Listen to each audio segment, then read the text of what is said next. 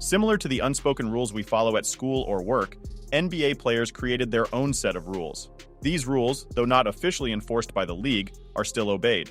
Breaking them is not forgiven, especially for rookies who should know better. Veterans who break these rules are seen even more unfavorably. These rules cover everything from physical conduct, like hitting below the waist, to personal hygiene, ensuring players don't smell like they did in high school gym class. Despite their simplicity, many players still ignore these guidelines across the league. Maintaining good personal hygiene is essential, and it's something that should be common sense, especially for athletes. However, there are instances where players need a reminder, as highlighted by Markieff Morris. He shared a story about a rookie on the Suns who admitted to not using deodorant. Morris emphasized the importance of respecting others' hygiene in the professional sports realm, stating that it can be uncomfortable to guard someone who doesn't smell pleasant. Morris had to have a candid conversation with the rookie, expressing the discomfort that arises when a player neglects their personal cleanliness. In the world of sports, where teamwork and close quarters are prevalent, the significance of good hygiene cannot be overstated. As kids, players learn to repeat actions and form habits to improve their basketball skills. These habits stuck with them as they grew, helping them become skilled enough to play professionally. However, some players develop unique habits that stand out. For instance, you might wonder why a player takes a shot or goes for a layup after the referee blows the whistle. The reason behind this is often to maintain their playing rhythm or prevent a shooting slump by seeing the ball go through the hoop. On the other hand, opposing players are aware of these habits. It has become common for them to block or goaltend an opponent's shot after the whistle, disrupting their rhythm. An iconic moment illustrating this occurred in Game 3 of the 2016 Finals when Steph Curry attempted a layup after the whistle, and LeBron James blocked it just before it reached the basket. LeBron, with a determined stare, conveyed a message to Curry. "Not today." Reflecting on the block, LeBron commented, "When you have the greatest shooter in the world trying to get an easy one, it's our job to keep it out." LeBron's teammate, Rajon Rondo, added, "Blocking shots after the whistle offers a glimpse into the mental game, which can significantly impact the actual game's outcome." Sports psychologists suggest that when basketball players, like Curry, find themselves in challenging situations, seeing their shot successfully land in the basket can have positive effects. Dr. Joanne Dog-Carter emphasizes that taking and making an easy shot after a play can foster positive thinking, ease nerves, reduce anxiety, and alleviate pressure. This perspective is widely supported by many professional players. Reaching the NBA is a significant achievement, but obtaining a signature shoe is considered an even greater honor. However, the challenge arises as there are more players than there are signature shoes available. Consequently, some players may choose an alternative route, wearing another player's shoes. Yet this is generally frowned upon, especially among elite players like those in the Warriors who wouldn't be caught wearing LeBron's shoes, as it wouldn't make sense in terms of loyalty and competition. Despite the reasons behind this practice, various players across the league have expressed their views on wearing other players' signature shoes. For instance, former player Charlie Villanueva firmly stated that he would never wear the shoes of players he competes against, specifying that he would not wear LeBron's or KD's but had worn some Jordans.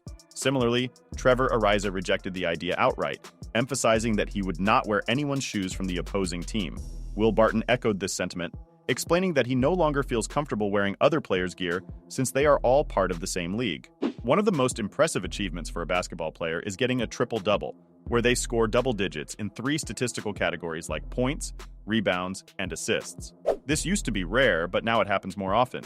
For example, Russell Westbrook managed to do it for 3 seasons in a row, which was unprecedented. When players accomplish this feat, they receive a lot of attention, and it shows that players now pay more attention to their individual statistics than they did before.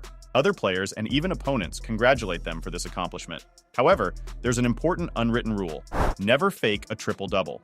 In 2010, Ricky Davis tried to get a triple-double by purposely missing a shot to grab a rebound, but his teammates saw through it, and it ended up making him look bad. Injuries are a common occurrence in the NBA, with leg injuries being among the most serious.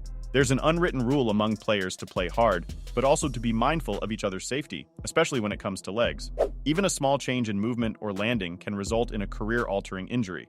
Kevin Durant's injury during the 2019 Finals is a clear example. He simply took a jump shot, but he landed awkwardly and suffered an injury that not only cost him the finals, but also forced him to miss an entire season. Although not as frequent as fights in other sports like hockey or baseball, the NBA still sees its share of conflicts each year, and the situation seems to be worsening. These conflicts can arise for various reasons, like disagreements between players, rivalries between teams, or even physical plays during the game. Regardless of the cause, These scuffles can escalate quickly and sometimes result in fines or suspensions for the involved players. NBA players sometimes let their emotions take over, like the infamous Malice in the Palace in 2004, or when Karl Anthony Towns and Joel Embiid got into it, even poking each other's eyes. Despite the chaos, there's an unwritten rule in the NBA. When there's a fight, you've got to have your teammates' backs. Back in 2013, Chatterbox Matt Barnes got involved in a scuffle to support a teammate, but ended up getting fined. He later vented on Twitter, saying he's done standing up for his teammates because it costs him money. But really, who cares about fines when you're making millions? Defending teammates should come naturally. In NBA practice sessions, someone's got to be the first to leave the gym, giving the green light for others to do the same. There's an unspoken rule. Don't be the first to bail. This rule is taken seriously because making it to the NBA requires serious hard work and dedication. Veterans, who've been around the block, hold rookies to a higher standard. They don't want the newcomers to get lazy or forget the grind that got them to the NBA. Many recent rumors have been circulating claiming to be true. According to the Milwaukee Bucks players, Giannis underwent a significant 3-year transformation where he consistently showed dedication by being the first to arrive at the gym and the last to leave. The exact duration of his solo workouts remains unknown, but the influence of learning from Kobe Bryant is evident. Have you ever wondered why basketball players step back and extend their hands for high fives after making a free throw? The answer is quite straightforward. It's an unwritten rule. NBA players have realized that free throws can be crucial, potentially deciding the outcomes of games or entire series. Offering support to a teammate after a free throw attempt can significantly boost their confidence. Contrastingly, 2 decades ago, social media didn't play a role in the basketball scene. In today's game, however, it is rife with rumors, allegations, fan assumptions, and outright lies. The unwritten rule becomes even more critical as younger players often find themselves in trouble due to their actions on social media.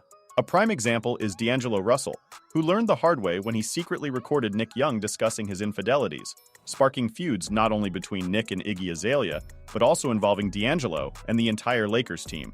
It just makes sense not to share secret info with everyone. Sometimes in basketball, the final shot decides who wins. Usually, the winner is clear before that. When a team is winning a lot and can't be caught up with it, the polite thing to do is to run out the clock instead of scoring more points. Players and teams do this out of respect, knowing they'll face each other again. Unless there's some problem between them, the player holding the ball should run out the clock. When we say, don't go for cheap shots, we mean don't do anything sneaky or unfair. In all sports, hitting someone below the belt is not okay. In basketball, where there's no padding, it's even worse. Fighting face-to-face is something men might do, but taking cheap shots is not cool. Other teams will look down on you. For example, in the 2016 finals, Draymond hit LeBron in a bad spot, and LeBron had to sit out the next game. The Cavaliers came back from being behind and won, making history. If you enjoyed these sports insights, consider subscribing to our channel for more fun and interesting content. Subscribe now to stay updated on all the latest sports stories and analysis.